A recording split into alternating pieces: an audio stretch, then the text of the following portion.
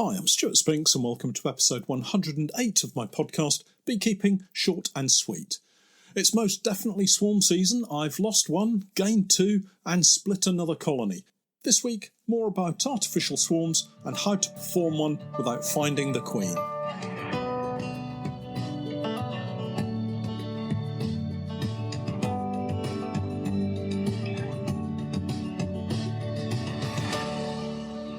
Beekeeping, Short and Sweet, a beekeeping podcast for the inquisitive beekeeper with a short attention span.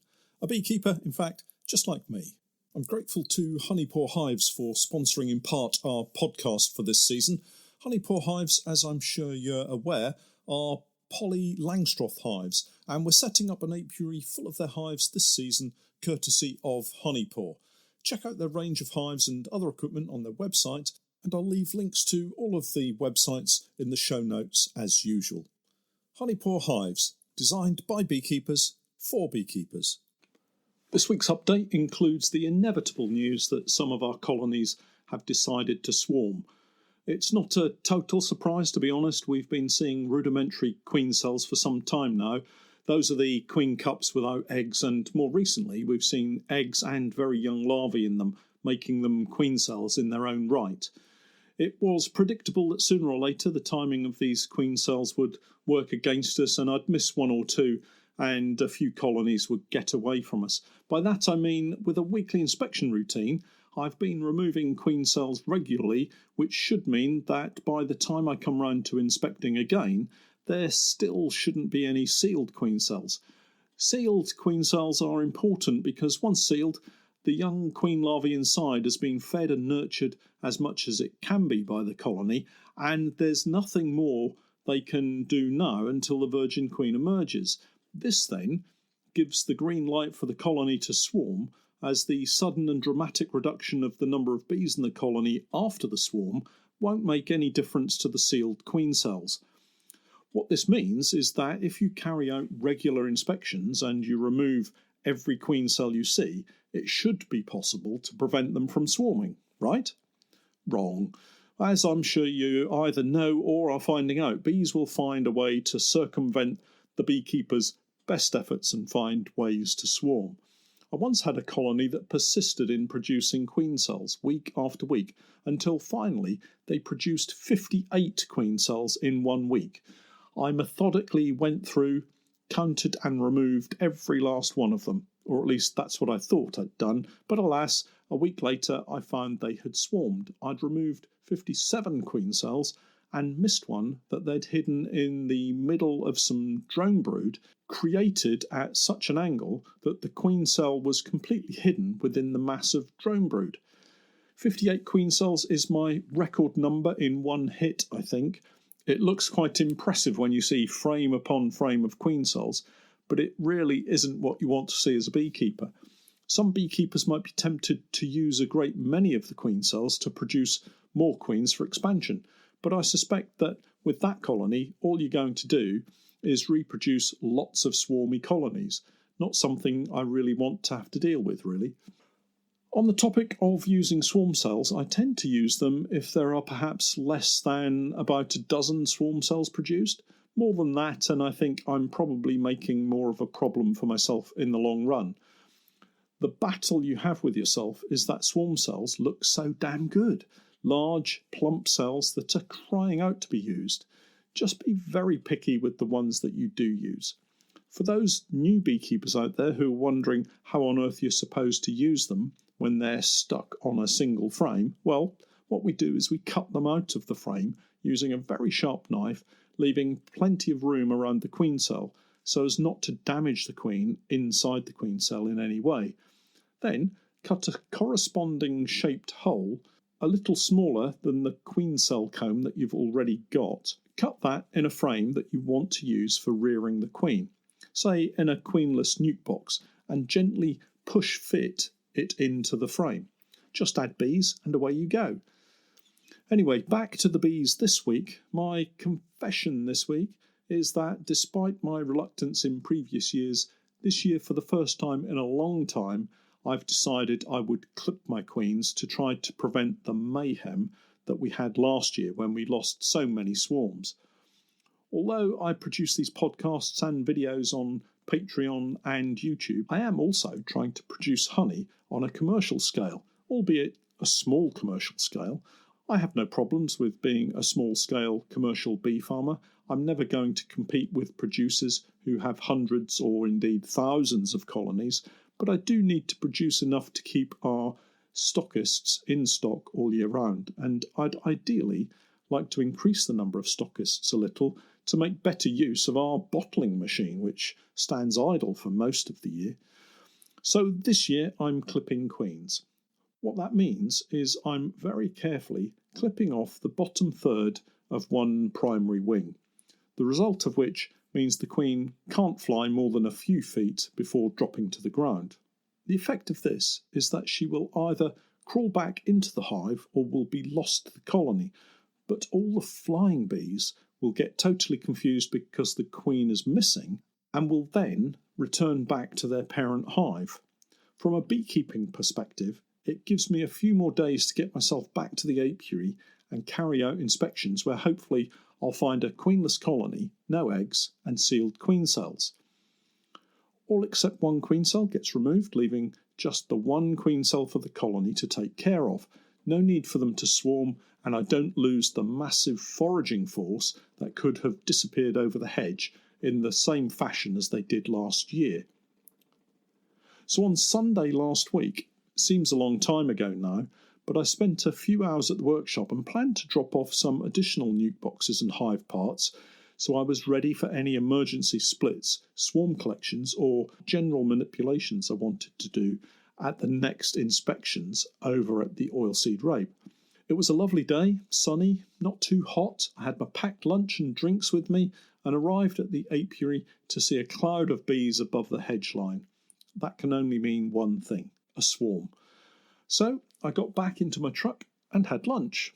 Well, it was the only thing to do, really. One thing you can't do when a colony decides it's going to leave the hive as a swarm is to try to do anything. You just have to let them go and hope that they either settle close by or, as in this instance, the clipped queen meant they had to go back into the hive as they didn't have a queen with them to swarm. Once lunch was finished, and as an aside, I think I might be part hobbit, food features prominently in pretty much every daily routine that I have. Anyway, with lunch done, bee suit on, smoke a lit, and off we go to see what we could do. And here we get somewhat belatedly to this week's topic: an artificial swarm when you can't find the queen. Well, in this instance, sort of. As the colony had already swarmed, it's a little kind of barn door and horse scenario. However, it can still work to your advantage. So here's how it works. Last week, I talked about performing an artificial swarm, and in case you haven't yet listened to that episode, hit the pause button and go back to that one first. Otherwise, what I'm about to say might not make a great deal of sense. For those of you who have listened to it, I'm not going to ramble on through the whole process in minute detail again, so you can rest easy. Here's the simple version. First, move the parent hive again away from the original stand position. Put a new floor and empty brood box on the old stand with the entrance facing the same direction as the old one was facing. In the parent colony, find a frame which has the very best looking queen cell on it that you can find. Alternatively, just find a queen cell on a frame and use that. Just one, remember, no more or you tempt fate. If you're being really prompt and there aren't any sealed queen cells, you'll just have to look in on this colony again and remove any further queen cells that they may produce, but leave that for about 5 days before you check. That way, they really can't produce any more queen cells after that point. So this frame with the queen cell on it needs all the bees brushing off it. Grab a handful of long grass or a small branch from the hedge with nice new soft leaves on it and use that. Don't go for one of those costly shop-bought things. The bees hate them, they get stuck in the bristles, and that just makes them angry. Put this frame into the new brood box and fill it up with new frames with foundation or empty comb if you're lucky enough to have it. Go back to the parent colony, shake the bees off each frame. If you're not sure how to do this, take a look at my videos on Patreon. Remove all of the queen cells you find, look really carefully as these are the ones that will catch you out if you miss one. It is possible for the old colony to swarm still if you do miss a queen cell. It might not happen immediately, but believe me, they will find a way if you let them. Add a replacement frame of comb or foundation for the one that you took out and close them down. Don't forget to share out the supers if there were any on the original hive so that both colonies have got good food stores to keep them going. I would always go back a few days later to check for any emergency queen cells that they may have produced. You just can't trust them. And that's all there is to it, really. There's no mystery, it's not complicated, and works really well when you just can't find the queen. Just thinking back to my swarming colony, let me explain how I put this process into practice. Because I had clipped the queen, all of the swarming bees went back into their parent hive. I moved this hive to a position a few metres away and set up a new hive on the old stand position. A floor facing the same direction as before, and an empty brood box. I then went to the parent colony and found a frame which had a queen cell on it. What I also noticed was that there were quite a lot of eggs on the frame too. Now this is something a lot of books and online blogs will tell you won't happen. The normal view is that the queen is slimmed down to a lighter weight to be able to fly, and as a result stops laying eggs. So if you saw this after they had swarmed, you might think that you still had a normal laying queen in the hive. Anyway, this means I need to go back in and check for those emergency cells a few days later. In fact, I'll be back in 5 days after the manipulation. The frame is placed in the new hive, and this hive is closed down to allow all the flying bees to return. And that will also include the swarming bees. But there was one other thing I did that's slightly different for the artificial swarm method. Now, I couldn't find the queen. It could be that she's returned with the swarm, or she may have been lost, but I couldn't find her. So in this instance, I removed the queen cell from the frame I gave them because there were eggs in it. This means if there is a queen, they might not now produce queen cells. If there isn't a queen, they have eggs and young larvae with which they can produce queen cells. Back to the parent colony, a thorough search, and I couldn't find the queen in this colony either. There was one lovely looking queen cell mid-frame, looking every bit a supersedure cell. So don't believe beekeepers who tell you a queen cell in the middle of a frame is absolutely a supersedure cell. It's just not that easy to predict. So there is a risk with this method, as I've used it because the queen might be in one of the boxes and I've left a queen cell. When you carry out this manoeuvre without a colony swarming, it's a lot more secure. If the queen is in one of the boxes, they may well try to swarm again, but she's clipped, so the bees will go back to the hive. The biggest risk is if she's still in the parent box, in which case they may well swarm with the emerging virgin queen rather than the old queen. It does happen. Forgetting my emergency manipulations, the artificial swarm control method works really well and can save a lot of headaches and frustration. With any luck, I might have saved myself the loss of a swarm, increased the number of colonies I have by 1, and still have a large enough colony in both boxes to produce a super of honey from each for the summer. For most beekeepers, I suspect the whole swarming and increasing colony numbers can be quite a stressful time, particularly if you only want a few colonies, have maxed out the equipment that you have, and don't have the time or space to continually develop more colonies. Other beekeepers out there are always looking to increase colony numbers, maybe for honey production reasons, to replace winter losses, or maybe to sell as summer nukes.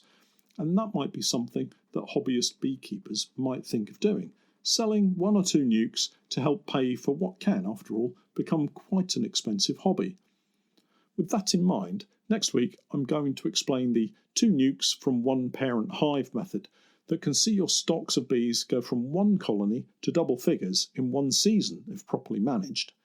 Well, that's it for this week. I'm off to the workshop to get yet more nuke boxes onto the truck and also grab a few honeypore Langstroth hives to carry out some shook swarms for our video series. Have a great beekeeping week, stay safe, and please do remember to check out my Patreon page where you can access lots more content. That's www.patreon.com/Norfolk Honey. I'm Stewart Spinks, and that was Beekeeping, short and sweet.